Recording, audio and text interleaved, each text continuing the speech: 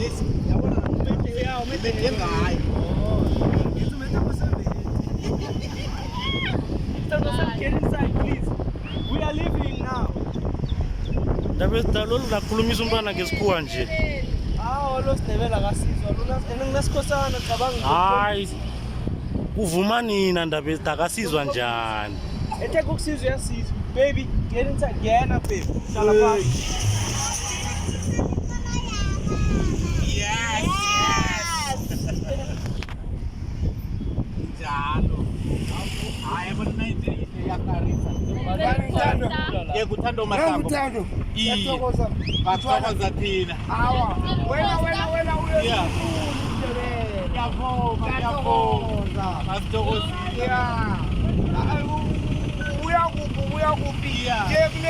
Kule clip eyenzekayo ngoSunday. Ngena wakho. Yes. Ngiyathokoza. Yes. Ngiyathokoza. Thando. Thokoze ngawuphezulu ukhambe neSindebele. Abatshele ukuthi wena uNdebele.